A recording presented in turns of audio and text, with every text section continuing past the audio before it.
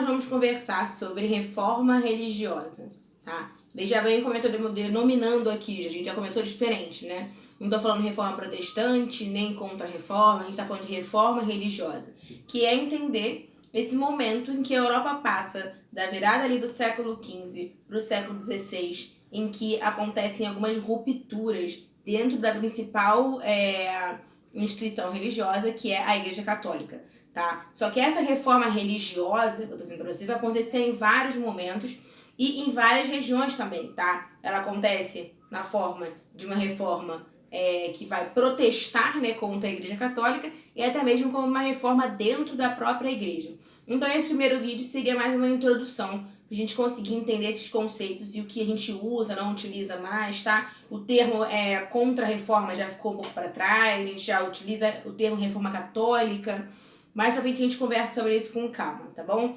Então, esse século XVI, ele é cenário de um intenso movimento de repensar o que é ser religioso do ponto de vista moral e ético mesmo, tá? Mas a gente pensa assim, então ninguém pensava sobre o que deveria ser a religião, então o que a Igreja Católica fazia antes?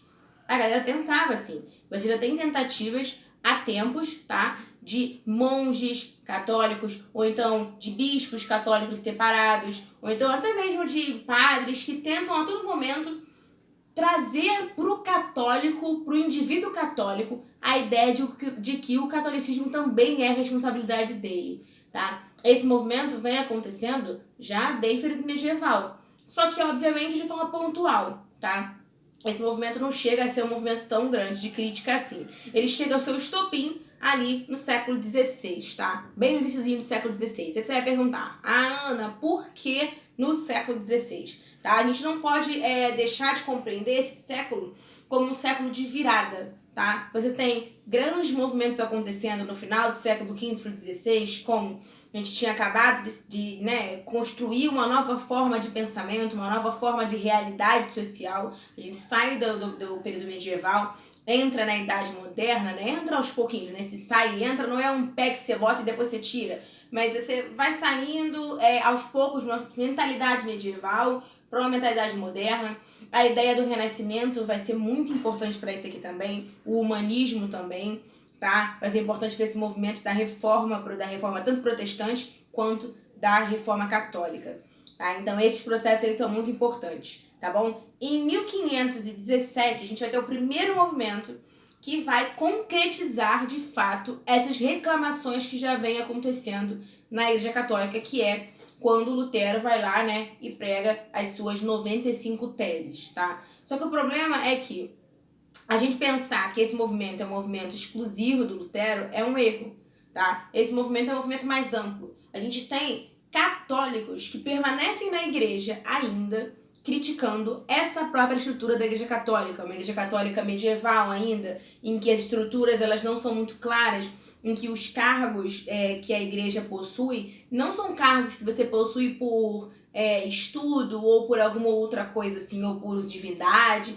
São cargos que geralmente você compra, a venda do perdão. Então são muitas práticas que são contraditórias dentro da própria Igreja Católica. E aí você tem católicos que vão começar a criticar essa igreja, tá? Então você não pode explicar esse momento de ruptura religiosa apenas assim. Então a Igreja Católica vendia perdão, vendia cargos eclesiásticos, vendia pedacinho da cruz e não respeitava o celibato. Então quem era contra isso se separou da igreja.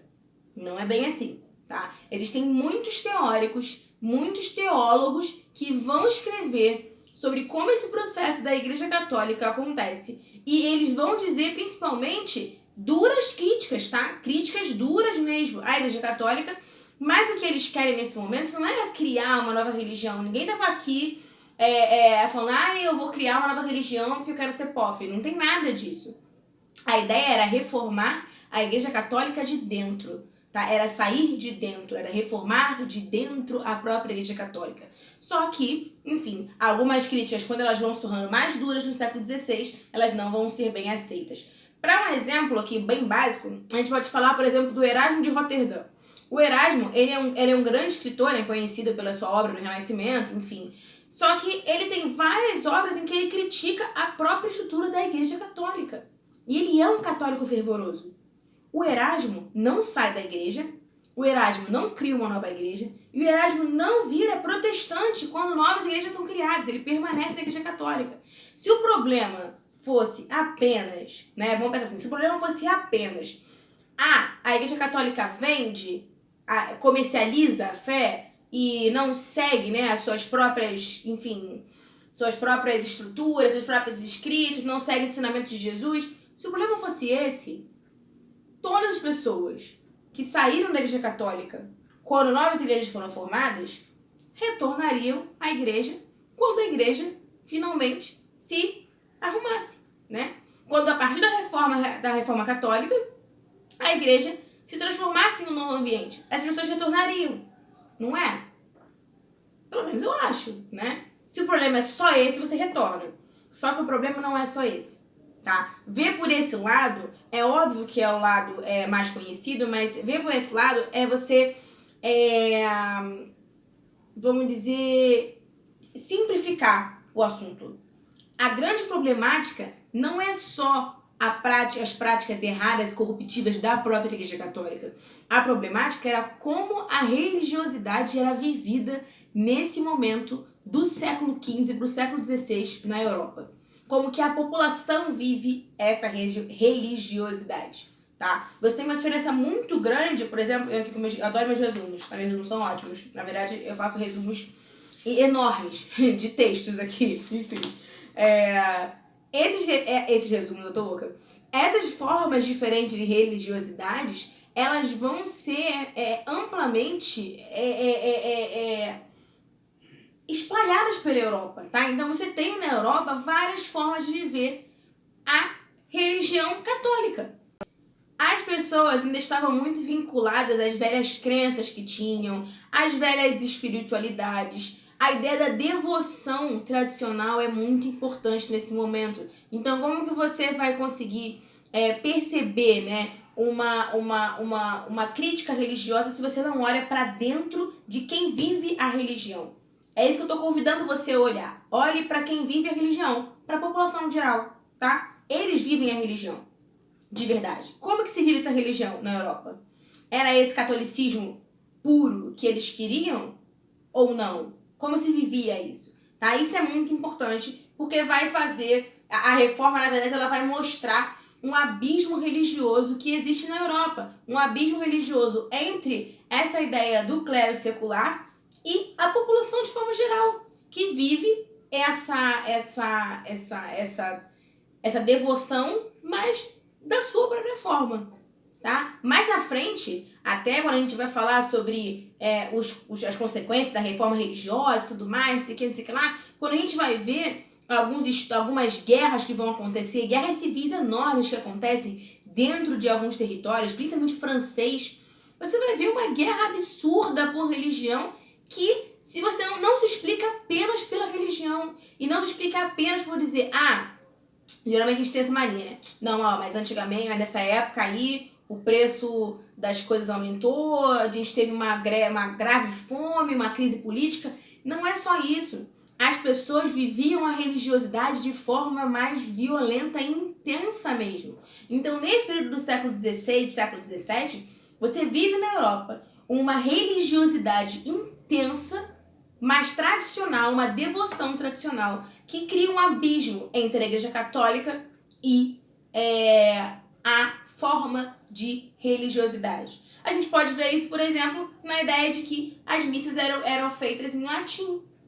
Não existe livre interpretação da Bíblia. Você não pode chegar e falar com Deus. Você, como homem, não fala com Deus. Você precisa de um interlocutor, você precisa de alguém para te ajudar a falar com Deus.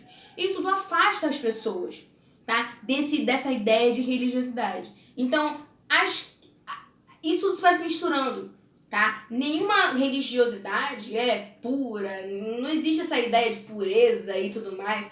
Cada um vive de uma forma diferente e cada região vai arcar com o seu próprio cristianismo, vai ter sua própria ideia de cristianismo e sua própria ideia de vivência desse cristianismo, tá? Então isso é muito importante também.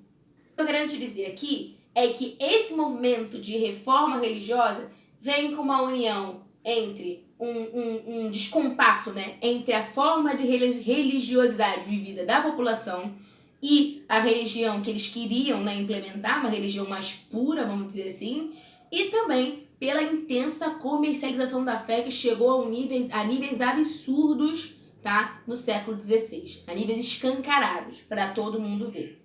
O humanismo também ajudou muito nessa percepção, porque o humanismo vai trazer uma nova forma de observar a fé e do próprio homem se observar, de autoconhecimento, tá? De autopreservação, de autoconhecimento humano. Então tudo isso vai favorecer com que novas ideias sejam percebidas. Então agora o homem, já que ele é dotado de razão, ele não consegue nem, vamos dizer, ter acesso ao que está escrito na Bíblia, cria uma certa incoerência, tá? Mas o mais importante é esse abismo social entre a Igreja Católica e a população. Isso vai fazer com que essas